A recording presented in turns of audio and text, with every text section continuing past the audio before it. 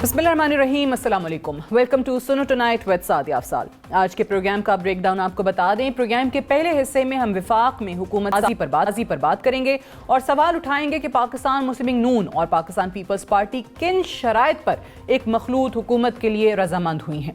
Programme के दूसरे हिस्से में हम सवाल उठाएंगे कि पाकिस्तान की मुस्तकबिल की हुकूमत को कौन से चैलेंजेस का सामना होगा। क्या मखलूत हुकूमत इन चैलेंजेस से नबर्दाज़मा हो सकेगी। प्रोग्राम का तीसरा हिस्सा हमारा एडिटोरियल होगा सादिया स्टेक, जिसमें हम रफा में इजराइल के आखिरी मार्के की बात करेंगे और सवाल उठाएंगे कि अगर इजराइल को ना रोका गया तो कत्लेआम की एक ऐसी दास्तान लिखी जाएगी जिसकी नज़ीर हमें माजी में नहीं मिलेगी। मीडिया की जीनत बनने वाली खबरों के मुताबिक पाकिस्तान मुस्लिम लीग नून और पीपल्स पार्टी के माबैन हुकूमत साजी के लिए पेशरफ्त का दावा किया गया है और बताया जा रहा है कि दोनों सियासी जमातों के दरमियान हुकूमत साजी के मामले में मुस्बत पेशरफ्त सामने आई है। पीपल्स पार्टी विफाकी काबीना में शमूलियत पर रजामंद हो चुकी है। सदर और स्पीकर के ओहदे पीपल्स पार्टी को मिलेंगे। पंजाब में भी 2-3 वजीर पीपल्स पार्टी से लिए जाएंगे, जबकि चेयरमैन सेनेट और चारों गवर्नर्स का फैसला बाद में किया जाएगा।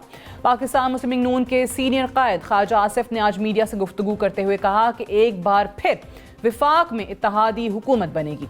शहबाज इत्तेहादियों से मामला तय करने का तजुर्बा है, इसलिए उन्हें वजारत उज़्मा का उम्मीदवार बनाया गया। तशनीद पीपल्स पार्टी और PMLN में हो रही है कि ये सना बने और 3 साल के लिए एक पार्टी हो जाए, उसके बाद दूसरी पार्टी 2 साल के लिए हो जाए। इस किस्म के प्रपोजल डिस्कस हुए हैं, लेकिन मेरे नहीं ख्याल कि अभी तक ये कोई हतमी सूरत इख्तियार नहीं की इन प्रपोजल्स ने। आज मैंने कल रात गए जो एलामिया या जो बातचीत हुई है उसमें उन्होंने कहा है जी कि हम किसी सोल्यूशन के करीब पहुंच गए। अगर पीपल्स पार्टी के साथ चीज़ें फाइनल हो जाती हैं तो ये तो साफ नज़र आ रहा है कि MQM, पीपल्स पार्टी और PMLN मिलकर हुकूमत बनाएंगी। इंतखाबात 2024 के बाद तवक्को की जा रही थी कि मुल्क में अमन के साथ सियासी और मौशी इस्तेहकाम लाने में मदद मिलेगी, मगर हर आए रोज़ पाकिस्तान में सियासी हिजान में इजाफा होता हुआ दिखाई दे रहा है। गुज़श्ता 10 दिन से पाकिस्तान की 3 बड़ी सियासी जमातें पाकिस्तान तहरीक इंसाफ, पाकिस्तान मुस्लिम लीग नून और पीपल्स पार्टी मखलूत हुकूमत के क़याम के लिए कोई हतमी रायनामा कायम करने में नाकाम है। इससे कबल देखा जाए तो पाकिस्तान मुस्लिम लीग नून और पाकिस्तान तहरीक इंसाफ ने वजारत उज़्मा के लिए अपने कायदीन का ऐलान तो कर दिया, मगर मुस्बत अंदाज में हुकूमत साजी की कोशिश नज़र नहीं आ रही थी। पाकिस्तान पीपल्स पार्टी और मुस्लिम लीग नून के माबैन होने वाले मुज़ाकरात का अगर तस्करा किया जाए तो पाकिस्तान पीपल्स पार्टी ने विफाक में मुस्लिम लीग नून का साथ देने का फैसला तो किया, मगर विफाकी काबीना का हिस्सा बनने से इनकार करते हुए आईनी पोजीशंस का मुतालबा किया, जिनमें सदर पाकिस्तान, स्पीकर कौमी असम्बली और चेयरमैन सेनेट के ओहदे शामिल थे। पीपल्स पार्टी के मुतालबात मुस्लिम लीग नून के लिए तशवीश का बायस बने। यही वजह है कि गुज़श्ता रोज़ हमने देखा मुस्लिम लीग नून भी हुकूमत साजी से पीछे हटती हुई दिखाई देने लगी। मुस्लिम लीग नून की लीडरशिप की जानिब से तासुर का इजहार किया जा रहा है कि अगर हुकूमत में तन्हा उतरे तो तमाम मुश्किल फैसलों का बोझ उनकी जमात को ही उठाना होगा, क्योंकि मईशत बेहतर करने के लिए मुश्किल फैसले नागुज़ीर हो चुके हैं। प्रोग्राम के इस हिस्से में हम सवाल उठाएंगे कि पाकिस्तान पीपल्स पार्टी और पाकिस्तान मुस्लिम लीग नून मुश्तरका हुकूमत साजी में सुस्त रवि का शिकार क्यों हैं। क्या पाकिस्तान की सियासी जमातें बढ़ती हुई बे और अदम इस्तेहकाम से लाइल्म हैं। हुकूमत साजी का अमल नामुकम्मल होने की सूरत में क्या पाकिस्तान में नए इलेक्शंस नागुज़ीर हो जाएंगे। और इसी सब पर बात करने के लिए हमारे साथ मौजूद हैं पाकिस्तान पीपल्स पार्टी के सीनियर रहनुमा फैसल करीम कुंडी साहब। बहुत शुक्रिया कुंडी साहब, प्रोग्राम के लिए आपने वक्त निकाला। सबसे पहले तो बताइएगा कि हुकूमत साजी का फॉर्मूला क्या आखिर तय हो रहा है आपके दरमियान और पाकिस्तान मुस्लिम लीग नवाज के साथ, क्योंकि हम मुतज़ाद इत्तलात मीडिया पर देख रहे हैं। कहीं पर कहा जाता है कि सिर्फ और सिर्फ कॉन्स्टिट्यूशनल पोस्ट जो है वो पाकिस्तान पीपल्स पार्टी चाहती है, और कहीं विफाक में और पंजाब में मुख्तलिफ वजारतों में हिस्सा हासिल करने की बात भी हो रही है। बिस्मिल्लाहिर्रहमानिर्रहीम। देखें, पाकिस्तान पीपल्स पार्टी ने जो CC में जो फैसला किया था कि हम PMLN को प्राइम मिनिस्टरशिप के लिए सपोर्ट करेंगे और काबीना का हिस्सा नहीं बनेंगे, उसके बाद हमने एक 7 रुकनी कमेटी बनाई कि जो पॉलिटिकल पार्टी के साथ एंगेज होंगी, तो वो पॉलिटिकल पार्टी के साथ एंगेज हो रही हैं और अभी तक हमारा कोई फैसला से नहीं हुआ। हम कॉन्स्टिट्यूशनल पोस्ट पे जो है वो इलेक्शन लड़ेंगे और चाहे वो इसका है, स्पीकर का है, चाहे चेयरमैन सेनेट का है, चाहे प्रेसिडेंशियल इलेक्शन है, हम उस पर लड़ेंगे, हम अपने कैंडिडेट देंगे और प्राइम मिनिस्टर पे जो हम PMLN कैंडिडेट को सपोर्ट करेंगे। اور جو ہے اس پہ جو ہے کابینہ کا حصہ نہیں بنیں گے. اور پنجاب میں جو وفاق کے پنجاب میں جو وزارتوں کے حوالے سے خبریں اس پہ کیا کہیں گے؟ کیونکہ یہ بھی خبر ہے کہ کہیں نہ کہیں مثال کے طور پہ جیسے B I S P program ہے، آپ لوگ کہتے ہیں کہ وہ ہمارے پاس مل جائے تاکہ عوامی جو فلاح کے منصوبے ہیں وہاں پر پاکستان پیپلز پارٹی کا کوئی نہ کوئی شیئر ہو. دیکھیے مختلف باتیں چل رہی ہیں لیکن پاکستان پیپلز پارٹی کمیٹی نے ابھی تک کوئی اس پہ فیصلہ نہیں کیا، نہ ہم کیبنٹ کا حصہ بن رہے ہیں اور نہ کوئی ایسی چیز ہے. خبریں تو اب چلتی رہتی ہیں میڈیا میں لیکن ابھی تک ہمیں کمیٹی نے اس کے اوپر اپڈیٹ نہیں کیا تو کوئی ایسا فیصلہ ہوا ہے. تو آپ کو کب تک توقع ہے کہ تمام چیزیں جو ہیں وہ طے ہو جائیں گی؟ تو دیکھیں 4 میٹنگز کمیٹی کی آپس میں ہو چکی ہیں اور باقی میٹنگز بھی کل بھی ایک میٹنگ ہونے جا رہی ہے. جیسے کچھ فیصلہ ہوتا ہے ہم میڈیا کو انشاءاللہ اس پہ آگاہ کریں گے. ٹھیک ہے. ابھی مجھے بتائیے کہ جو کل کے بعد سے ایک طوفان ہے، کیوس ہے ہر طرف، اور پاکستان تحریک انصاف کو یہ موقع بھی مل گیا ہے جو کہ پہلے کہہ رہے تھے کہ ہم اپوزیشن میں بیٹھیں گے. اب کل کے بعد آج ان کا جو دوبارہ سٹیٹمنٹ آیا ہے کہ پنجاب اور وفاق میں ہم حکومت بنانے جا رہے ہیں، آپ اس نیریٹو کو کس طریقے سے دیکھتے ہیں جو کل چٹھا صاحب کے الزامات کے بعد سے پاکستان تحریک انصاف نے بنایا؟ دیکھیں ریزرویشن تو پاکستان پیپلز پارٹی کو الیکشن کے اوپر تھے، ہماری سی سی میں ڈسکس ہوا. ہم بھی 4 صوبوں میں اپنے پارٹی کے کینڈیڈیٹ سے ہم نے جو ہے وہ چیزیں جو ہے ثبوت کمپائل کر رہے ہیں. اس کے اوپر ہم بھی پریس کانفرنس کریں گے، وائٹ پیپر بھی دیں گے. تحفظات پاکستان پیپلز پارٹی کو بھی الیکشن کے حوالے سے تھے جو ہماری سی سی میں ڈسکس ہوا. چیئرمین بلاول بھٹو زرداری صاحب نے پریس کانفرنس میں بھی کہا تھا. باقی جماعتوں کو بھی ہیں، جن کے پاس ہیں وہ ثبوت لے کے آئیں گے اور ہم اپنے پراپر جو فورم ہے اس میں پیش کریں گے اور پھر دیکھتے ہیں کیا فیصلہ ہوتا ہے. اب کہیں ہم سے سیٹیں چھینی گئی ہیں، پی ٹی آئی کہتے ہیں ہم سے سیٹیں چھینی گئی ہیں، باقی جماعتیں کہتے ہیں سیٹیں چھینی گئی ہیں. تو دیکھیں اس ملک کا یہ المیہ ہے، پاکستان کی قوم اس دن کے انتظار میں کہ اس قوم کو کب فری اینڈ فیئر الیکشن ملے گا. ہم جب بھی الیکشن لڑتے ہیں بعد میں کہتے ہیں فری اینڈ فیئر الیکشن نہیں ہوا. تو کبھی خدا رے اس قوم پر بھی یہ جو ہے ہم لوگ مہربانی کر لیں کہ ایک فری اینڈ فیئر الیکشن کرا لیں کہ قوم فیصلہ کرے کہ انہوں نے کس کو چننا ہے کس کو نہیں چننا. ٹھیک ہے، لیکن یہ آپ نے جیسے خود ہی کہہ دیا کہ یہ پاکستان کا ہمارا جو انتخابی نظام ہے یہ اس کی کوتاہی، اور ہر الیکشن میں ہم یہی سن رہے ہوتے ہیں کوئی ایسا الیکشن نہیں ہے جہاں پر تمام جماعتیں جو ہیں وہ ریزلٹس کو تسلیم کریں اور کہیں کہ واقعی صاف اور شفاف ہوئے. یہ بتائیے کہ ابھی حکومت سازی کے لیے تو آپ نے کہا کہ جیسے چیزیں طے ہوئی نہیں ہیں، لیکن ساتھ ہی ساتھ جو خبریں ہیں پاکستان مسلم نواز کی طرف سے بھی، ان کو بھی نواز شریف صاحب کو بھی لوگ جا کے مشورے دے رہے ہیں، ان کے سینئر لوگ جو ہیں کہ مت لیں حکومت، اپوزیشن بینچز پہ بیٹھیں کیونکہ یہ تمام کا تمام ملبہ جو ہے وہ ہماری جماعت پر گرے گا، آگے کے لیے مشکلات ہوں گی، صرف پنجاب کی حکومت لیں، صرف پنجاب پر فوکس رکھیں، وہاں سے پارٹی کی ساکھ کو بحال کرنا شروع کریں. اگر یہ واقعی P M L N decision لے لیتی ہے تو پھر صورتحال کہاں جائے گی؟ پھر حکومت کون بنائے گا؟ دیکھیں اس وقت تو پی ٹی آئی نے مذاکرات کرنے سے سب پارٹی سے انکار کر دیا تھا اور ابھی تو انہوں نے کہا کہ پیپلز پارٹی اور پی ایم ایل این کے ساتھ مذاکرات نہیں ہو سکتے. تو ہمارے پاس ایک ہی آپشن تھا کہ ہم پی ایم ایل این کو ووٹ کریں. اب دیکھیں ہم نے تو یہ قربانی دی ہے، پچھلے 16 مہینے جو ہماری حکومت تھی وہ ہمارا کوئی اچھا تجربہ نہیں تھا. ہمارے لوگوں کو بڑے تحفظات تھے، ان کو بھی تحفظات تھے، کہہ رہے تھے کہ اتحادیوں کی وجہ سے ہم صحیح پرفارم نہیں کر سکے. ابھی ہم ان کو موقع دے رہے ہیں کہ یہ اپنی حکومت بنائیں، پرفارم کریں، ہم ان کو سپورٹ کریں گے. تو یہ جو خبریں تھی کہ پاکستان تحریک انصاف کا کہیں نہ کہیں کوئی رابطہ ہوا ہے، پھر عامر ڈوگر صاحب کی راجہ پرویز اشرف سے ملاقات ہوئی ہے، اس پہ آپ کیا کہیں گے؟ وہ پھر کس سلسلے میں ہوئی ہے؟ دیکھیں پاکستان پیپلز پارٹی کے نہ بیک ڈور اور نہ کوئی رابطے پی ٹی آئی کے ساتھ ہیں.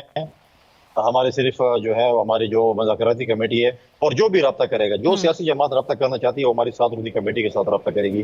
پرسنالٹی کے ساتھ رابطہ یا میں ہوں یا کوئی اور اس سے نہیں ہو سکتا. 7 رکنی کمیٹی سے پولیٹیکل ڈائلاگز ہو سکتے ہیں. تو ہمارے پی ایم ایل این کے ساتھ یہ ڈائلاگ شروع ہیں، پی ایم ایل این کے ساتھ یہ ہمارے ڈائلاگز ہیں اور فی الحال تو ہم پی ایم ایل این کو جو ہے وہ سپورٹ کرنے جا رہے ہیں اس پہ اپنا پرائمری ووٹنگ پہ. اور ہم یہ امید کرتے ہیں کہ پریزیڈنٹ کے الیکشن میں، اسپیکر کے اور چیئرمین کے الیکشن میں جو ہے وہ باقی اتحادی جماعتیں ہمیں سپورٹ کریں گی اور اسی طریقے سے سی ایم بلوچستان کے لیے ہمیں سپورٹ کیا جائے گا. بٹ فیصل کوہلی صاحب، آپ نے جس طرح سے کہا کہ جو جماعتیں رابطہ کرتی ہیں اس میں پاکستان پیپلز پارٹی جو ہے وہ کبھی کسی سے انکار نہیں کرتی ہے، ہم نے ہسٹری ہے ہمارے پاس بہت ساری ایسے مثالیں، بٹ یہاں پہ پاکستان تحریک انصاف کا بہت ساری سیاسی جماعتوں کے بلکہ تقریباً تمام جماعتوں کے خلاف ایک بڑا واضح سخت موقف رہا ہے اور اس میں پاکستان پیپلز پارٹی بھی ہے. لیکن آئی تھنک جو جماعت جا کے مولانا فضل الرحمان سے مل سکتی ہے جمعیت علماء اسلام کے ساتھ مل سکتے ہیں تو پاکستان پیپلز پارٹی سے بھی مل سکتے ہیں. اگر پیپلز پارٹی کو واقعی حکومت بنانی ہے, آپ کا 16 مہینے پاکستان مسلم لیگ نواز کے ساتھ بیٹھنے کا ایکسپیرینس موجود ہے, ایک نیچرل انکلینیشن کس جماعت کی طرف دیکھتے ہیں؟ اگر پی ٹی آئی کے ساتھ حکومت بنانی پڑی تو وہ ان 16 مہینوں سے بہتر ہوگی؟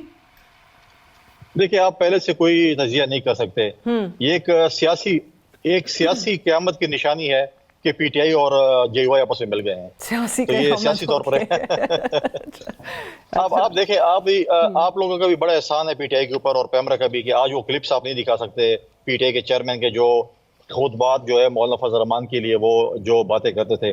اچھی بات ہے بھی وہ حضرت مولانا فضل الرحمان, میں دکھا دیتی ہوں, بعد میں آپ سنبھال لیجئے گا. پھر آپ عمران خان صاحب جو ہیں وہ کہیں گے حضرت مولانا فضل الرحمان صاحب, جس کو وہ کہتے تھے کہ میں پتہ نہیں کیا میں وہ الفاظ استعمال نہیں کر سکتا جو وہ استعمال کرتے تھے. لیکن اچھی بات ہے کہ اب جو ہے وہ مولانا آ رہا ہے پہ جو ہے یہ رقص کریں گے یا نقد کوکے پہ رقص کریں گے, یہ پتہ نہیں, یا ریمکس گانا بنائیں گے. تو آپ کہہ رہے ہیں کہ ابھی اس پہ کوئی بات نہیں ہو سکتی کہ کہاں کون سی جماعت کے ساتھ مل کے حکومت بنائی جا سکتی ہے. ایک اور چیز جس پہ کافی دنوں سے بات بھی ہو رہی ہے, تمام جماعتیں اکٹھی ہوئیں, جی ڈی اے تو تھی ہی اکٹھی کر کے بہت ساری جماعتوں کو, پاکستان پیپلز پارٹی کے خلاف ایک محاذ بنا, لیکن اب اس میں ہم نے جماعت اسلامی کے لوگوں کو بھی دیکھا اسی سٹیج سے بات کرتے ہوئے, جو سندھ میں انہوں نے دھرنا دیا, بعد میں ختم ہو گیا, دھاندلی کے خلاف بات ہوئی. اس میں پیر پگاڑا صاحب نے ایک بات کی اور انہوں نے کہا کہ اگر حکومت بنتی بھی ہے تو 8-9 مہینے سے زیادہ چل نہیں سکے گی, کیونکہ یہ اتنی ویک گورنمنٹ ہوگی اور پھر ایمرجنسی نافذ کرنے کے علاوہ کوئی اور آپشن نہیں ہوگا. آپ کو لگتا ہے کہ واقعی حالات اس جانب جا سکتے ہیں؟ دیکھیں سعدی صاحبہ, یہ جی ڈی اے جو ہے یہ ہمیشہ سندھ میں ریجیکٹ. اچھا, کبھی آپ مجھے بتائیں انہوں نے حکومت بنائی ہو. اور جب آپ الیکشن ہارتے ہیں تو 3 مہینے اور 6 مہینے کی پیشی اپنے ووٹروں کو دیتے تاکہ وہ ان کا مورال بلند ہو. جب بھی پاکستان میں جو حکومت آتی ہے وہ کہتے ہیں اگلے 3 مہینے, عید سے پہلے عید, یہ چیزیں وہ چیزیں چلتی رہتی ہیں. میں کہتا ہوں کہ سندھ میں جو جتنے بھی ریجیکٹڈ لوگ ہیں وہ اکٹھے ہو گئے ہیں, چاہے جماعت اسلامی ہے, جے یو آئی ہے, جی ڈی اے, جتنے بھی ہیں. اب مجھے بتائیں نا کتنی دفعہ انہوں نے حکومت کی ہے, کتنی سیٹیں انہوں نے نکالی ہیں. لہٰذا ان کے جمہوری حق ہے اپوزیشن میں اکٹھے ہونے کا, اکٹھے ہوں, لیکن ان کے بیانیے, ان کا منشور علیحدہ علیحدہ ہے. ان کا جمہوری حق ہے یہ اپوزیشن. ہاں, کہیں پہ اگر ان کو لگتا ہے کہ دھاندلی ہوئی ہے, ہم بھی کہہ رہے ہیں کہ ہمیں ریزرویشن ہے, ہم ثبوت کے ساتھ جائیں گے اپنے فورمز پہ. یہ بھی ثبوت کے ساتھ فورمز پہ, جہاں پر ہم سمجھتے ہیں کہ غلطی ہوئی ہے اس کو ٹھیک کیا جائے, اور جہاں پر نہیں ہوئی تو بس پھر اسی پہ گزارا چلیں جس پہ چل رہے ہیں بھی وہ. ٹھیک ہے, بٹ سیاسی جماعتیں اگر معاملات حل نہیں کر سکتی ہیں تو وہ جس خدشے کا اظہار کر رہے ہیں کہ جی اور کوئی آپشن بچے گا نہیں, کیونکہ کہنے والے یہی کہیں گے کہ عوام نے سب کو آزما لیا ہے اور اب ایمرجنسی نافذ کرنے کے علاوہ کوئی آپشن ہے ہی نہیں. دیکھیں, ہمیشہ میں کہتا ہوں کہ بہت ہی بدترین جمہوریت جو ہے عمریت سے بہتر ہوتی ہے. لوگوں نے کہیں پہ مینڈیٹ دیا پولیٹیکل پارٹیز کو, کہیں پہ مینڈیٹ پولیٹیکل پارٹی سے کہنا ہے کہ چھینا گیا ہے. ہم کہتے ہیں جہاں پر چھینا گیا اس پہ جلدی فیصلے ہوں, ثبوت لے کر آئیں, ثبوت کے ساتھ اگر کوئی فیصلے ہوتے ہیں میں سمجھتا ہوں کہ جلد از جلد ہو. سوری کی طرح, قاسم سوری کی طرح نہ ہو کہ سپریم کورٹ اس کو آخر 5 سال تک لٹکائے رکھے. لہٰذا فیصلے ہونے چاہیے جن کو بھی عوام نے مینڈیٹ دیا. میں یہی پہلے سے کہہ رہا ہوں کہ اس قوم پر ایک مہربانی اگر یہ ہو جائے کسی وقت بھی کہ اس قوم کو مینڈیٹ دینا چاہیے اپنے, اگر وہ مجھے نہیں دے رہے ہیں تو عوام فیصلہ کرے, اگر وہ آپ کو نہیں دے رہے ہیں, کسی جماعت کو نہیں دے رہے تو عوام کو فیصلہ کرنے دیں. جب آپ لوگوں کو مسلط کریں گے, حکومتیں مسلط کریں گے تو وہ حکومتیں نہیں چل سکتی, وہ مینڈیٹ نہیں چل سکتا. لہٰذا آپ کرنے دیں. آپ سیاسی پروسیس کے ذریعے پولیٹیکل پارٹیز کو ختم کر سکتے ہیں. آپ جو ہے آپ نے شہید ذوالفقار علی بھٹو کو پھانسی چڑھا دیا, محترمہ کو شہید کر دیا, لیکن پاکستان پیپلز پارٹی کو ختم نہیں کر سکے. پولیٹیکل پارٹیز کے نظریے ختم نہیں ہو سکتے ہیں, وہ اس وقت ختم ہوں گے جب وہ پرفارم نہیں کریں گے اور عوام ووٹ نہیں کرے گی. زبردستی اور زور سے, اب جبر سے کوئی پولیٹیکل پارٹی آپ ختم نہیں کر سکتے ہیں. ایک اور چیز جس پہ کل خواجہ آصف نے بات بھی کی تھی کہ ایک اور فارمولا جو ہے وہ زیر غور ہے کہ 3 سال ایک جماعت اور 2 سال ایک جماعت حکومت کر لے, یعنی کہ پاکستان پیپلز پارٹی اور پی ایم ایل این جو ہے وہ اس طریقے سے ٹینیور اپنا تقسیم کر لیں. Does that make sense? نہیں, میرے خیال میں پاکستان پیپلز پارٹی اس پہ بالکل اگری نہیں کرے گی. پاکستان پیپلز پارٹی کو ابھی شوق ہی نہیں ہے کہ ہم اس قسم کا جو ہے وہ مینڈیٹ کو ایکسیپٹ کریں کہ آپ 3 سال آپ کریں, 2 سال وہ کریں. ان کو کریں, 5 سال ہی کریں, ہم ان کو موقع دے رہے ہیں, پرفارم کریں 5 سال, تکڑے ہو جائیں, اور ہم ان کے ساتھ ہیں, سپورٹ کریں گے, ہر اچھی لیجسلیشن میں سپورٹ بھی کریں گے, بے فکر رہیں. لیکن ہم جو ہے وزارتیں جو ہیں وہ پی ایم ایل این اور این کے ایم کے پاس ہی ہوں گی, آپ کی جماعت وزارتیں نہیں بن رہے کہ ہم اپنا منشور امپلیمنٹ نہیں کر سکتے. ہمارا جو منشور ہے उसकी इम्प्लीमेंटेशन में हमें प्रॉब्लम आएगी। माजी में भी हमारे दोस्तों की यही शिकायत रही कि हम हुकूमत में थे, हमें बाकी जमातों को हमको फंड्स मिले डेवलपमेंट के, हमें नहीं मिले, हमारी पॉलिटिकल विक्टिमाइजेशन पंजाब में होती रही हुकूमत में होने के बावजूद भी। बहुत सी शिकायत हैं, लिहाजा उस शिकायत की वजह से पाकिस्तान पीपल्स पार्टी की क़यादत ने फैसला किया था कि हम हुकूमत का हिस्सा नहीं बनेंगे। एक आखिरी सवाल, क्योंकि इस पे भी बड़ी बात हो रही है, एक तबसरा ही है और बड़े लोगों की तरफ से आ भी रहा है कि ये भी कोई पॉसिबिलिटी हो सकती है कि वज़ीर आज़म पाकिस्तान पीपल्स पार्टी का नहीं है, पाकिस्तान तहरीक इंसाफ का नहीं होगा, PMLN का भी नहीं होगा, एक कोई चौथा शख्स जो है वो वज़ीर आज़म बन सकता है। आपके पास ऐसी कोई इत्तलात है? मेरे पास ऐसी कोई इतलात नहीं है। पाकिस्तान की पॉलिटिक्स है, कुछ भी हो सकता है। ज़फ़रुल्लाह जमाली एक वोट पे वज़ीर आज़म बन सकता है। आपने सम अप कर दिया ये कह के, कुछ भी हो सकता है। और पाकिस्तान की पॉलिटिक्स है, देखिए पॉलिटिक्स में कोई चीज़ भी हो सकता है, कभी भी किसी भी वक्त कुछ भी हो सकता है। फैसल करीम कुंडी साहब, much for joining us. Will take a break here, stay tuned.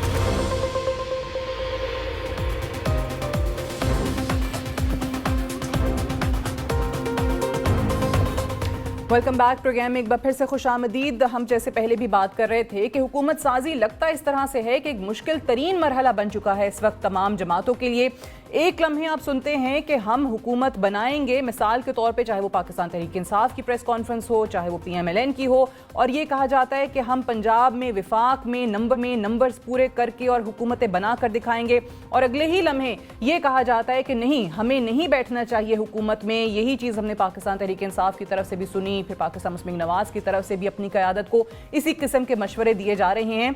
क्या वजह है कि जो सियासी लीडरशिप है वो इस चीज़ का इदराक नहीं कर पा रही है कि जब तक हुकूमत नहीं बनती और हालात इसी तरीके से चलते रहते हैं तो चीज़ें कैसे बेहतर होंगी? ये जो अदम इस्तेहकाम इस वक्त हर गुजरते दिन के साथ हम देख रहे हैं, जो बढ़ता ही चला जा रहा है, उसका हल कौन निकालेगा? बात करते हैं। हमारे साथ हमारे दो सीनियर एनालिस्ट मौजूद हैं, मोहसिन बेग साहब और आमिर इलियास राना साहब। आप दोनों को खुश आमदीद कहते हैं प्रोग्राम में, बहुत शुक्रिया। मोहसिन बेग साहब, ये फरमाइएगा कि मुख्तलिफ मुलाकातें भी हो रही हैं, मुख्तलिफ तजावीज़ भी आ रही हैं, फॉर्मूला क्या होना चाहिए, किस किस जमात को साथ लेकर चलना चाहिए? आपकी नज़र में आखिर क्या रुकावट क्या है, क्या वजह है कि हुकूमत साजी का मरहला सियासी जमातों के लिए इतना मुश्किल हो गया है? बहुत शुक्रिया साथिया। बेसिकली अभी तो वक्त है, नेचुरली मुख्तलिफ जो पार्टियां हैं वो नेगोशिएशंस में हैं कि कैसे इसकी फॉर्मेशन की जाए, और मैं ये समझ रहा हूँ कि ये पॉजिटिव है। पहले ही जो मामला तय होने हैं गवर्नमेंट बनने से पहले वो कर लिए जाएं। इसमें खाली गवर्नमेंट नहीं बनानी, मुख्तलिफ पार्टियों को नेचुरली हिस्सा वज़न जुस्सा जो है वो देना पड़ेगा आपको, और मुख्तलिफ ओहदे हैं, कॉन्स्टिट्यूशनल पोस्टिंग्स भी हैं इसमें। तो मेरे ख्याल में एक पॉजिटिव साइड पे है। नेचुरली जो आगे फेडरल गवर्नमेंट के लिए चैलेंजेस हैं वो इतने आसान नहीं हैं। जो भी PM बनेगा नेचुरली उसको वो सारी चीज़ें फेस करनी पड़ेगी। सूबे तो बड़े रिलैक्स होते हैं। पीपल्स पार्टी सिंध में पिछले 15 साल से अभी 5 साल आगे 20 साल, इतना वक्त तो शायद किसी बादशाह को भी नहीं मिलता कि वो अपनी रियासत को रन कर सके। तो फेडरल गवर्नमेंट को लेने के लिए अगर नून लीग है, और मैं समझ रही हूँ कि जैसे शहबाज साहब का नाम चल रहा है, और हमारी इस्टेब्लिशमेंट जो है जो कि हमारे मुल्क की हवासती की ज़ामीन है, और उनके वो भी उतने ही स्टेक होल्डर्स हैं जितने की पॉलिटिकल पार्टीज़ हैं। इस मुल्क की हिफाजत भी करनी है और इसको चलाना भी है, और इसको जो फाइनेंशियल इकोनॉमी और मईशत के जो मसाइल हैं उससे कैसे निकला जाएगा। आने वाले दिनों में बड़े सख्त हालात होंगे, तो वो सारी चीज़ें सोचते हुए अगर वो समझते हैं कि जी नून लीग के शहबाज शरीफ को दी जाए, जो कि मैं समझता हूँ इन हालात में बेहतर चॉइस है, लेकिन आया वो सारी चीज़ें स्मूथ फेडरल गवर्नमेंट की चलेंगी, पार्लियामान चलेगा, सेनेट चलेगा, सेनेट के इलेक्शन है आगे, तो ये सारी चीज़ों के लिए टाइम है। बहरहाल टाइम 28 या ये साल तो हर ये महीना तो 29 का भी है, तब तक का टाइम है। मेरे ज़हन में ये है कि ये बन जाएगी, ठीक है, और अल्लाह ने चाहा तो बेहतर अंदाज में बनेगी। ठीक है, टाइम है। बट लेकिन एक ऑब्वियसली वो जो एक कहना चाहिए ना कि किसी को समझ में नहीं आ रहा है, गैर यकीनी है, क्योंकि एक दिन एक PMLN की चलें बात कर लेते हैं, वो कहते हैं कि जी हमें नहीं बनानी चाहिए, लीडरशिप को मशवरे दे रहे हैं वहाँ पर कि मत बैठें, हालात ऐसे हैं, कोलिशन है, नहीं चल सकेगी। फिर अगले ही लम्हे कहा जाता है कि नहीं हम ही बनाकर दिखाएंगे। तो इस वजह से थोड़ा सा शायद ज़्यादा कन्फ्यूजन है। आमिर राना साहब, आप बताइए کہ یہ جس طریقے سے پاکستان پیپلز پارٹی اور پی ایم ایل این کے ساتھ بیٹھنے کی بات کرتے ہیں، پیپلز پارٹی نے تو پہلے بتا دیا کہ جی ہم کابینہ کا حصہ نہیں ہوں گے، حکومت بنانے میں آپ کی مدد کر دیں گے، شہباز شریف آپ کے اگر وزیر اعظم کے امیدوار ہیں تو ہم ان کو ووٹ کر دیں گے، اس کے بدلے ہمیں یہ آئینی عہدے چاہیے. تو آپ بتائیے کہ کابینہ میں ان کا شامل نہ ہونے کا فیصلہ جو ابھی تک کا فیصلہ ہے، کل کو ہو سکتا ہے تبدیل بھی ہو جائے کیونکہ ملاقاتیں تو ہو رہی ہیں، کس حد تک آپ صحیح سمجھ رہے ہیں اس ڈیسیجن کو؟ کہ کچھ چیزیں ہوتی ہیں جو میٹنگ میں بیٹھ کے پرپوزل آتی ہیں، کاؤنٹر پرپوزل آتی ہیں، اور پھر کل ان کو فائنل ڈسکشن کے ساتھ کل رات شاید یہ فائنل کر لیں گے. 2-3 چیزیں ایسی ہیں کہ جیسے پی ایم ایل این کی طرف سے کوئی پریس ریلیز تو نہیں آئی کہ نواز شریف نے ناراضگی کا اظہار کیا ہے، کوئی پریس ریلیز تو نہیں آئی کہ لوگوں نے کہا ہے کہ نہ کریں، یہ سب ذرائع سے خبر ہے. اسی طرح بلاول بھٹو نے کانسٹیٹیوشنل پوسٹ کی تو ظاہر ہے صرف صدر ہے، باقی تو ظاہر ہے وہ اسپیکر ہو یا چیئرمین سینٹ ہو، وہ ٹینیور ہے اور وہ عدم اعتماد ایزی ہو جاتا ہے، اگر آپ اکثریت میں نہ رہیں تو ہٹ بھی جاتے ہیں. صدر کے لیے پورے مطلب ایک بڑا لمبا چوڑا کام کرنا پڑتا ہے آپ کو نکالنے کے لیے، 2/3 چاہیے سب کچھ. لیکن اس کے اندر بہت ساری وہ چیزیں ہیں جو سامنے نہیں ہیں. مثلاً P T I Peoples Party کی خواہش ہے کہ پنجاب میں آدھے اضلاع انتظامی طور پہ ان کے تحت کر دیے جائیں. ان کا خیال یہ ہے کہ پی سی بی بھی دیا جائے، ان کا خیال ہے کہ بے نظیر انکم سپورٹ پروگرام بھی ان کو دیا جائے. یعنی جتنا کام جس سے وہ لوگوں کی طرف لوگوں کو راغب کر سکتے ہیں وہ سارا ان کو مل جائے. اس میں اسپیکر بھی ہے، اس میں 4 گورنر ہیں، اس میں بلوچستان کی وزارت اعلیٰ ہیں، پنجاب میں وزارتیں ہیں. اچھا پی ایم ایل این کیا کہے گی کہ جی آپ کو سب کچھ دے کے ہاتھ پیر بندھوا کے ہم بیٹھتے ہیں آپ کے ساتھ اور آپ کابینہ میں حصے دار بھی نہ ہوں. لیکن پیپلز پارٹی کے لوگ یہ بھی کہہ رہے ہیں کہ خود پی ایم ایل این کی یہ خواہش ہے کہ اگر ہمیں حکومت چلانی ہے تو پھر آپ کیبنٹ سے آؤٹ ہو جائیں، ایبسولوٹلی ہم چلائیں، پھر ہم ذمہ داری بھی لیں اور ہم کریں بھی صحیح. لیکن یہ چیزیں کل ہو سکتا ہے رات تک فائنل شیپ اختیار کر جائے. اس میں آدھا سچ ہے آدھا جھوٹ ہے. آدھا سچ وہ ہے جو ڈیمانڈز ہیں، جھوٹ کیا ہے جو پھیلایا جا رہا ہے دونوں طرف سے کہ ہم نہیں بنائیں گے حکومت.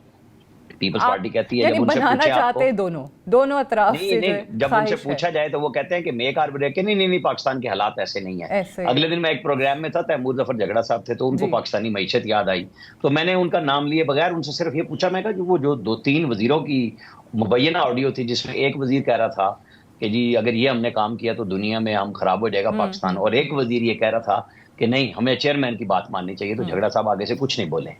کیوں؟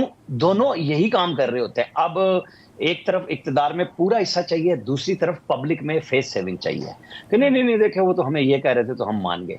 دونوں چاہتے ہیں، بالکل نہیں چاہتے کہ کسی تیسرے فریق کے پاس جائے، لیکن موڈیلٹیز طے کر رہے ہیں. موڈیلٹیز طے ہو رہی ہیں اور جہاں پر اتفاق ہوگا. ایک اور بھی ہم دیکھ رہے تھے خواجہ آصف صاحب نے، کیونکہ تجاویز تو آ رہی ہیں نا، تمام ہی لوگوں کی قیادت کو جا رہی ہوں گی، تو انہوں نے کہا تھا کہ ایک اور تجویز بھی زیر غور ہے کہ جس میں ایک جماعت جو ہے وہ 3 سال لے لے، پھر ایک جماعت 2 سال لے لے. لیکن مزے کی بات یہ ہے اس میں کہ چاہے وہ پی ایم ایل این کے 3 سال ہوں یا 2 سال ہوں یا پیپلز پارٹی کے ہوں، ایک ایسی جماعت بہرحال ضرور ہے جو 5 سال رہے گی دونوں کے ساتھ، وہ ایم کیو ایم ہے. ان کے بغیر حکومت اس وقت نہیں بن رہی ہے. محسن بیگ صاحب، ساتھ ہی ساتھ کل کے جو انکشافات ہوئے ہیں، جو کمشنر راولپنڈی کی گرفتاری بھی ہو گئی، ساری چیزیں بھی سامنے آ گئیں، ایک پروپیگنڈا کا بازار گرم ہے سوشل میڈیا پہ. اور کوئی حیرت کی بات نہیں ہے کیونکہ ہر دور میں ہر کسی نہ کسی انسیڈنٹ کے بعد ہم ایسے ہی دیکھ رہے ہوتے ہیں. اور جہاں پر بیوروکریسی کو یا جو سینئر سرکاری افسران ہیں ان کو کہا جا رہا ہے کہیں نہ کہیں ریکویسٹ کے لہجے میں، کہیں نہ کہیں دھمکی آمیز لہجے میں کہ جناب آپ کو بھی وہی کام کرنا چاہیے جو چٹھا صاحب نے کر دیا ہے، تو ایسے لوگوں کا کیا کریں گے یہ جو ایک نیریٹو بن رہا ہے؟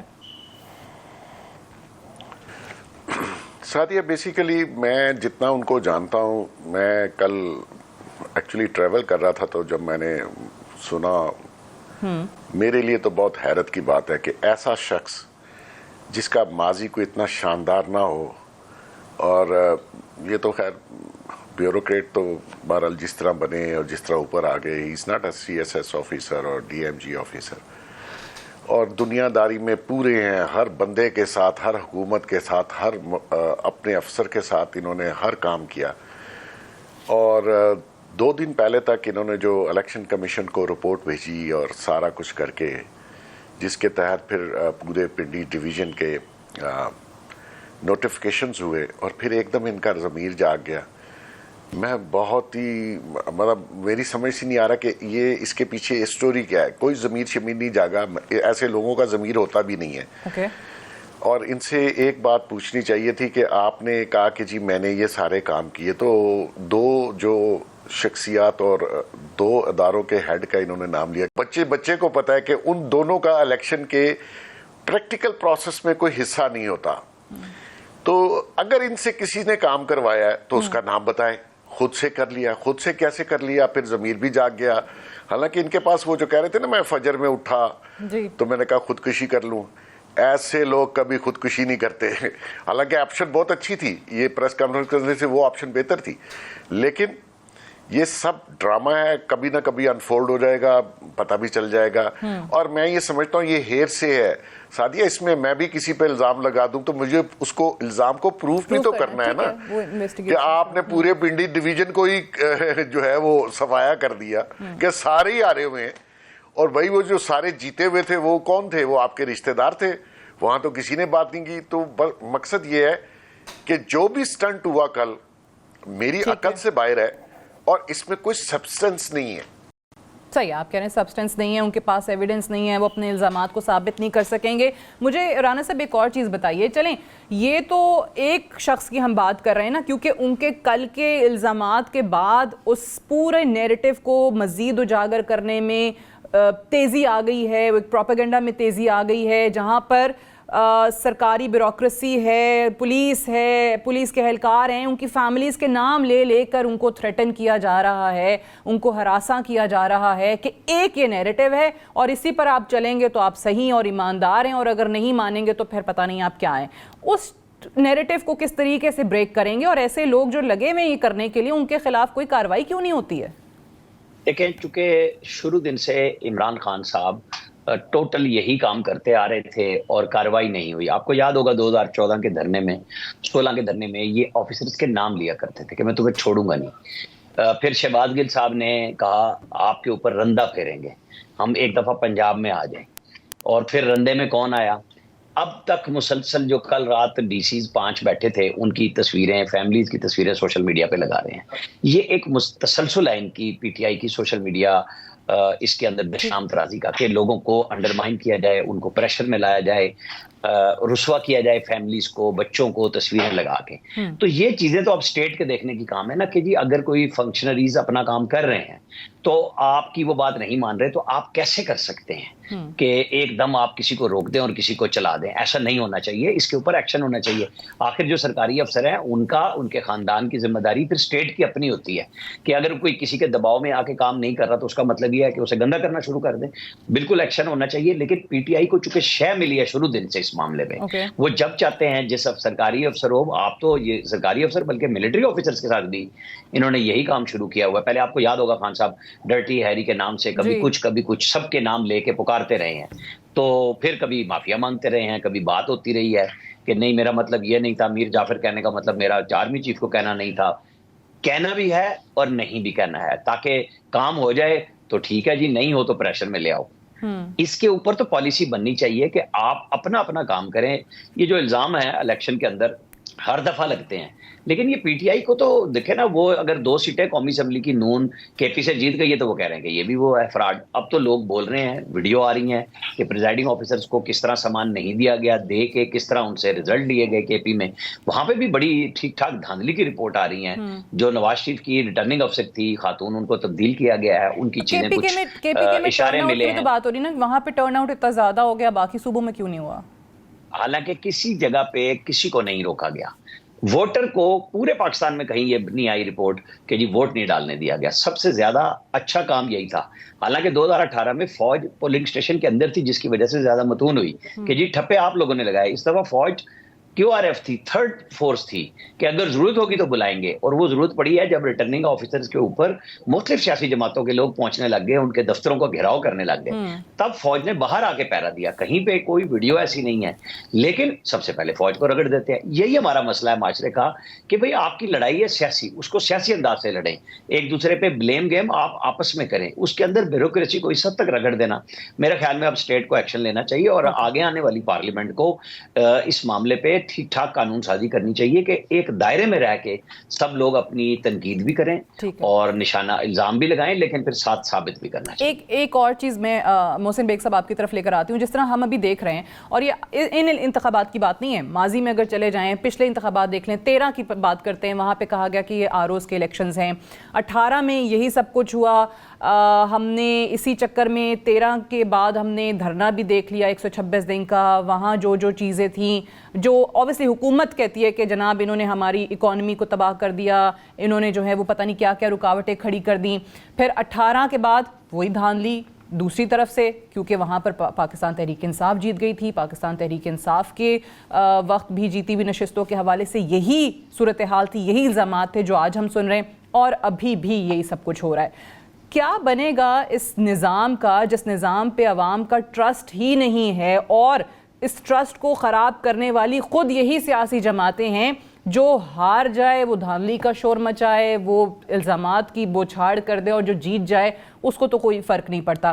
یو تھنک کہ یہ اب اوور ہالنگ کی ضرورت ہے اس پورے سسٹم کی، کہیں نہ کہیں کوئی چینج لانی پڑے گی؟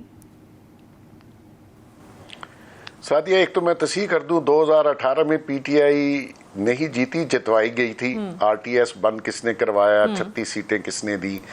مقصد یہ ہے کہ یہ تو تھوڑے سے منہ پہ آ کے جھوٹ بولتے ہیں، ان کا لیڈر بھی اور یہ بھی، آئی ڈونٹ نو کس مٹی سے بنے ہوئے ہیں اور کیسے اپنے بال بچوں کو بیویوں کو شکل بھی دکھاتے ہیں۔ خیر اس پہ تو نہیں آتے، ابھی آپ کے بات ہے کہ بات یہ ہے کہ سسٹم جو ہے وہ الیکشن ایکٹ 2017 بڑا اچھا ایکٹ ہے، لیکن مسئلہ یہ آتا ہے کہ ہم تو کسی چیز پہ بلیو نہیں کرتے۔ سسٹم یہاں آپ کوئی بھی لائیں وہ آپ کو فیل ہوتا وہ نظر آئے گا، اور ابھی بھی جو سسٹم ہے وہ فیل ہے۔ اور مزے کی بات ہے کون جیتا کون ہارا مجھے اس سے کوئی غرض نہیں ہے، مسئلہ یہ ہے کہ ملک ہار رہا ہے، ملک جا رہا ہے، ملک ڈوبا ہوا ہے، اس کو نکالنے میں نہ کوئی سیاسی لیڈر اکٹھے ہیں، نہ ان کی سوچ ہے، وہ صرف اپنی مار دھاڑ کے اوپر ہے، یہ مجھے مل جائے یہ اس کو مل جائے۔ تو مقصد یہ ہے کہ سسٹم آپ کوئی بھی لائیں، قوم تو وہی ہے، یہاں تو قوم نکالیں اور کوئی امپورٹ کر لیں، یہ لوگ سیکھنے والے نہیں ہیں، ہم نے سیکھا نہیں ہے، ہم نے واپسی کا سفر کیا ہوا ہے، ہم دلدل میں جا رہے ہیں، لوگوں کو احساس نہیں ہے جس دن یہ ملک ڈوبے گا تو آپ کو بھاگنے کی جگہ نہیں ملے گی۔ یہ جو بارڈر ہے نا ہمارے ایران، افغانستان اور انڈیا، یہاں نہیں آپ جا سکیں گے، اور ہر بندہ جہاز پہ سفر بھی نہیں کر سکے گا۔ یہ اس کو بچانے کی ضرورت ہے، بہت نیوکلیئر ہے کنٹری ہے، 25-26 کروڑ لوگ اس میں رہتے ہیں، اگر بس ڈرائیور پاگل ہو گیا ہے تو پیچھے 200-250 سواری بھی تو ہے نا، تو ان کو تو نہیں مارنا۔ یہ لیڈروں کو تو سوائے اپنی ذات کے، بلیو کیجئے میں سب کو جانتا ہوں، سوائے اپنی ذات کے یہ اس سے آگے نہیں دیکھتے، ان کو کوئی غرض نہیں ہے ملک کی اکانومی کدھر ہے، ان لوگوں کو کھانا کہاں سے ملے گا، فوڈ سیکیورٹی کا ایشو ہے، آنے والے دنوں میں قرضے واپس کرنے ہیں، یہ اکانومی کیسے چلے گی، دے جسٹ بادر کہ جی مجھے یہ مل جائے۔ تو میں تو سمجھتا ہوں کہ اس قوم کو ہی تھوڑا سا شعور آنا چاہیے، شعور لینے کی بجائے وہ شعور غلط بندے سے لے لیا۔ آپ یہ کہہ رہے ہیں کہ نظام کی بجائے یا نظام کی تبدیلی کی بجائے نظام آخر جاتا کن لوگوں کے ہاتھ میں ہے، نظام کی باغ ڈور کن کے ہاتھ میں ہوتی ہے، اس کو فوکس کرنا چاہیے۔ بہت بہت شکریہ محسن بیگ صاحب، عامر الیاس صاحب for joining us in this segment. We'll take a break here. Stay tuned.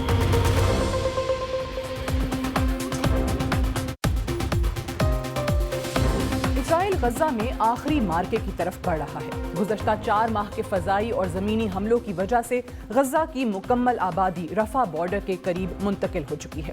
مظلوم فلسطینی عوام کے لیے اب اسرائیلی بمباری اور زمینی حملوں سے بچنا مشکل ہو چکا ہے۔ رفح سے آگے مصری حدود شروع ہو جاتی ہے اور مصر میں داخل ہونا ناممکن ہے۔ رفح پر اسرائیلی حملے کی صورت میں اسرائیلی افواج کے ہاتھوں فلسطینی آبادی کی نسل کشی کا آخری اور سب سے مہلک مرحلہ آن پہنچا ہے۔ اسرائیل کے حملے کی صورت میں 15 لاکھ سے زائد آبادی جو پہلے سے بے گھر، بھوکی، پیاسی اور مایوس ہے، ان کے لیے اللہ کے آسرے کے سوا کوئی راہ فرار موجود نہیں ہے۔ اسرائیلی ڈیفنس فورسز کے حملوں کے آغاز کے بعد سے ہر نئے مرحلے نے فلسطینی آبادی کو مزید مصائب، درد اور مشکلات سے دوچار کیا ہے۔ رفح پر حملے کی صورت میں ہماری سوچ سے بھی زیادہ جانی نقصان کی توقع کی جا رہی ہے۔ افسوس کی بات یہ ہے کہ گزشتہ 100 برسوں میں رفح میں اسرائیل کے ہاتھوں فلسطینی آبادی کی نسل کشی پہلی مرتبہ نہیں ہوگی۔ رفح کی زیادہ تر آبادی 1948 کے نکبہ کے دوران شہید اور بے گھر ہونے والوں کی اولاد ہے، جبکہ بقیہ آبادی 1956 میں اسرائیل کے ہاتھوں قتل عام اور اس کے بعد ہونے والی اسرائیلی جارحیت میں زندہ بچ جانے والے ہیں۔ 1956 میں برطانیہ، فرانس اور اسرائیل پر مشتمل سہ فریقی جارحیت، جسے سوئس کرائسس کے نام سے بھی یاد کیا جاتا ہے، اس کے دوران اسرائیل نے مکمل طور پر 4 ماہ کے لیے غزہ کی پٹی پر قبضہ کر لیا تھا، جس کے بعد خان یونس اور رفح دونوں شہروں میں اسرائیلی افواج نے ہولناک قتل عام کا بازار گرم کیا تھا۔ 2 نومبر کو اسرائیل نے جب خان یونس کا کنٹرول سنبھالا تو اسرائیلی افواج نے 16 سال یا اس سے زیادہ عمر کے مردوں کو حکم دیا کہ وہ باہر نکلیں اور شہر بھر میں مختلف مقامات پر پیش ہوں، جس کے بعد اسرائیلی افواج نے مردوں اور نوجوان لڑکوں کو دیواروں کے ساتھ کھڑا کر کے ان کا قتل عام کیا۔ 2004 میں اسرائیلی افواج نے آپریشن رینبو کے دوران رفح شہر میں بدترین تشدد کرتے ہوئے 60 سے زائد افراد کو شہید کیا، جبکہ آپریشن کے نتیجے میں رفح میں ہزاروں کی تعداد میں گھروں کو تباہ کیا گیا۔ رفح اب غزہ میں فلسطینیوں کے لیے آخری پناہ گاہ ہے، جو گزشتہ 4 ماہ سے مشرقی غزہ کے پناہ گزینوں کا آخری سہارا تھا۔ رفح ہی وہ مقام ہے جہاں انٹرنیشنل کمیونٹی اسرائیلی کارروائی کو دیکھنے کے ساتھ روکنے کی کوشش بھی کر سکتی ہے۔ یہ وہ لمحہ ہے جب عالمی سول سوسائٹی اور انسانی حقوق کی تنظیمیں انصاف اور فلسطینی آبادی کے لیے آواز اٹھا سکتی ہیں۔ آج رفح میں اسرائیل کے تباہ کن حملے کا خطرہ منڈلا رہا ہے۔ دنیا کو فلسطینی پناہ گزینوں کی حالت زار کو نظر انداز نہیں کرنا چاہیے۔ رفح میں موجود فلسطینی آبادی گزشتہ کئی دہائیوں سے کئی بار بے گھر ہو چکی ہے، جو بیمار ہے اور بھوکی ہے، اور اب پھر ایک بار بدترین نسل کشی کا سامنا کر رہی ہے۔ اسرائیلی افواج رفح پر حملہ کرنے کے لیے تیار ہے۔ مغربی دنیا اور اسرائیل کے لیے سب سے اہم سوال 15 لاکھ افراد کا کیا کیا جائے، جس کو اسرائیلی افواج مصر کی سرحد کے ساتھ گھیر چکی ہے۔ اسرائیل کو اپنے مغربی اتحادیوں اور ناقدین کی طرف سے بھی تنقید کا سامنا ہے، کیونکہ اسرائیل کی طرف سے یقین دہانی کرائی گئی ہے کہ رفح پر زمینی کارروائی نہیں کی جائے گی، کیونکہ گزشتہ چند ماہ میں رفح کی آبادی مشرقی غزہ سے نقل مکانی کے بعد 5 گنا بڑھ چکی ہے، اور اسرائیلی کارروائی کی صورت میں ایک بلڈ باتھ کی صورتحال پیدا ہو سکتی ہے۔ رفح کی کشیدہ صورتحال کو دیکھتے ہوئے مصر نے اسرائیل کو انتباہ جاری کیا ہے کہ اگر رفح پر حملہ کیا گیا تو مصر اسرائیل کے ساتھ 40 سال پہلے کیا گیا امن معاہدہ معطل کر دے گا۔ امریکی صدر جو بائیڈن کا کہنا ہے کہ امریکہ اس وقت تک حملے کی اجازت نہیں دے گا جب تک اسرائیل فائر لائن میں موجود شہریوں کو نکالنے کے لیے کوئی بھروسہ مند منصوبہ پیش نہیں کرتا۔ آج کے اس ایڈیٹوریل کو کنکلوڈ کرتے ہوئے ہم واضح الفاظ میں بتا دینا چاہتے ہیں کہ دنیا مکمل طور پر آگاہ ہے کہ گزشتہ 4 ماہ سے غزہ میں کیا ہو رہا ہے۔ یہ حقیقت ہے کہ فلسطینی بچے، عورتیں اور بوڑھے اسرائیل کے ہاتھوں نسل کشی کا سامنا کر رہے ہیں۔ آج مغرب اور مسلم امہ نے فلسطین کے لیے آواز نہ اٹھائی تو قتل عام کا ایک نیا بازار گرم ہوگا، جس کی مثال ہمیں نمازی میں ملے گی اور شاید ہی دوبارہ کبھی آنے والے دور میں مل سکے گی۔ That's all for tonight. Good night and Allah Hafiz.